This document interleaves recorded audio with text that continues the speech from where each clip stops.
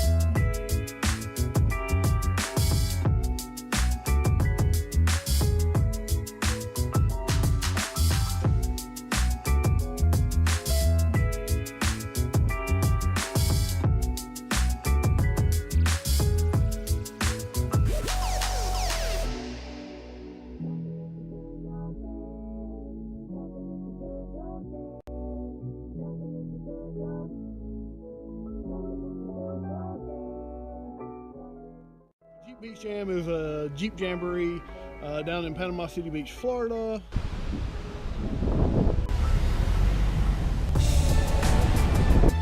That kid's eating sand over there.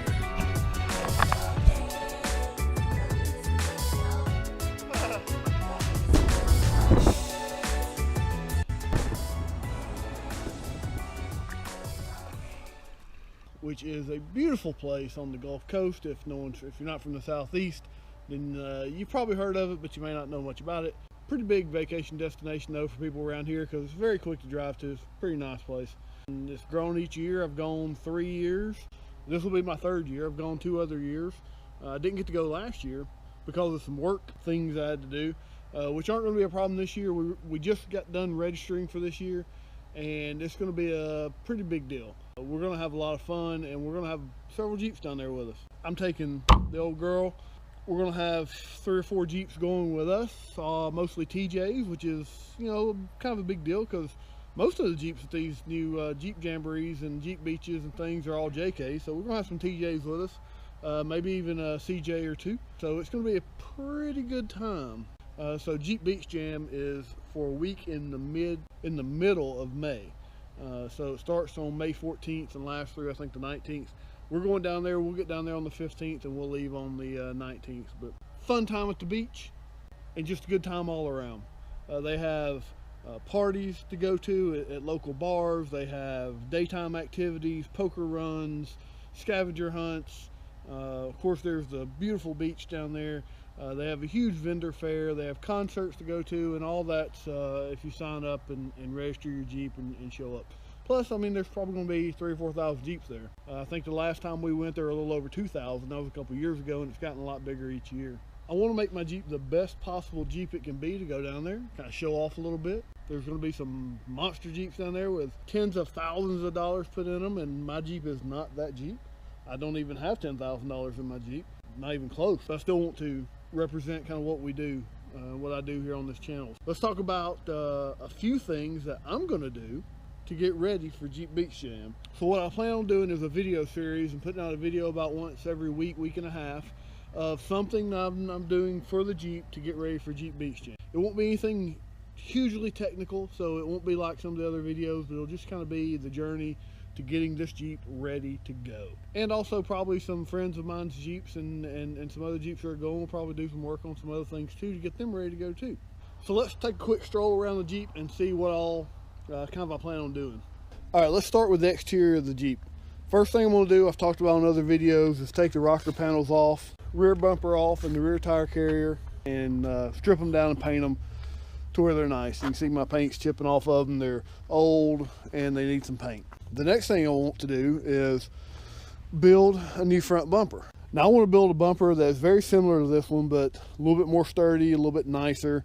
I want it to be a little bit narrower. Cut this on down all the way to the frame rails, so a couple more inches off each side. I want to keep these bumpers because I like them, but I'll probably make it out of 1/8 wall steel channel. And I also want to put a hoop, a very small hoop, over the winch. The next thing I want to do is address lighting. I want some auxiliary lights. I'm not sure what that's going to look like. I want it to still be very low key and very clean looking. I like that I have a very clean looking Jeep from a profile standpoint, and I want to maintain that. I don't want a lot of stuff flying everywhere.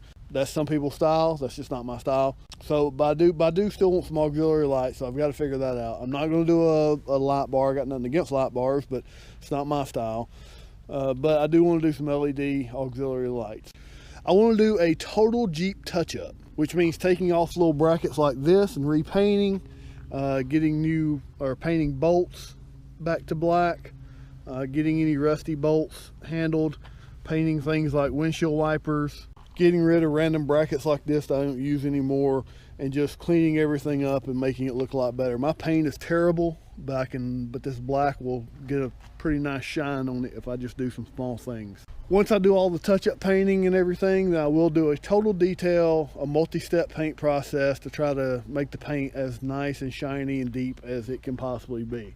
The last external touch I want to do, last two external touches I want to do, is I will be mounting this 35-inch tire next weekend. So a 35-inch spare instead of this little 31-inch spare. And I will probably mount a high lift jack right here. I do already have the high lift jack, and I'll probably be figuring out a mounting system right here. All right, let's talk mechanically. So a few mechanical things I've got to do to it. I've got to put new sway bar end links on it. I've talked about that in another video. I've already got the end links. I've just got to do it. I would love to get a new exhaust system. I'm thinking a Dynamax catback system with a nice tip on it, welded in. That way it gives it a little better sound and a whole lot better look, because that exhaust system is terrible and looks terrible. One thing that's got to be done is I've got to change that skid plate for the gas tank. It is rusted out and it will leave me stranded at some point if I don't do that. That's a priority. My drive shaft is about an inch shorter than it should be, and I've got some vibrations at high speeds. It's going to be a high-speed trip down there, high-speed trip back. I want to eliminate as much vibration as I can, and I believe it's just because the drive shaft is operating in a high speed beyond its normal operating length. So I'll probably get at least a backup drive shaft or another drive shaft made.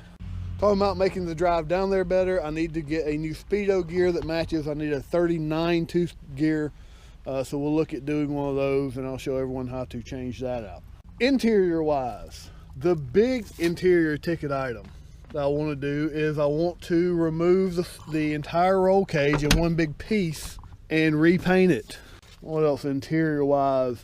Definitely get a radio that has Bluetooth capability so I can listen to music from my phone without hooking up to a wire. I want to get some neoprene seat covers for these gray seats. It doesn't match the interior. I want to get some black or tan or olive drab or something seat covers, neoprene, tight fitting, preferably. These are JK seats. And I'm going to address the speakers, because my subwoofer works great. It sounds great, but it is a big ass subwoofer for an 8-inch subwoofer. I've either got to get a low profile unit to fit back in the back so it doesn't take up room, or maybe some wakeboard speakers. Point is, I want the interior very comfortable, because it'll be me, my wife, and our 2 dogs are going this time as well. And the last thing, which probably won't happen, is I do want to get some full hard doors. You see I got my hard top back on there. They're so hard to find, and I'm getting so tired of people on Facebook and Craigslist just not replying to you. Little tip, guys. If you sell it, take the damn thing down. If you want to sell it and you still have it, reply to someone if they say, do you still have it? Now, if you put in the description, if this is still up, I still have it, and I put, when can I come get it? Just reply. It's not that hard. Of course, I didn't cover all the maintenance that I'll have to do, like changing the rear axle fluid that still needs to be changed from when I set up the gears. Obviously, I want to do a flush and fill on the radiator and regular oil changes and things like that. So those are all things I want to do to the Jeep. There's some other things too. If there's anything you want to see me do to the Jeep to get ready, let me know, because there are a lot of really nice Jeeps that'll be down there, and I want to be right there in the middle of them. But post in the comments if there's anything you want to see me do to the Jeep. Understand that this is a budget build Jeep, so cost matters. Also, how long it takes me to get it done matters, because I don't have a lot of time. I do have a day job. So within the realm of possible, let me know what you'd like to see me do to the Jeep to get it ready for Jeep Beach Jam. Jeep Beach Jam. I'm not going to Jeep Beach. Jeep Beach Jam. So some of you have subscribed to my channel because of my vendor video for Jeep Beach Jam from a couple years ago that they highlighted on their YouTube channel. And so let me know what video you want me to take while I'm down there. I'm going to do a video series of getting the Jeep ready, of actually going down there, and while we're down there I'll probably take some video at a couple of parties. I'll definitely do the vendor fair again, and I'll highlight anything that we go to, and we'll capture that and put out 2 or 3 Jeep Beach Jam videos.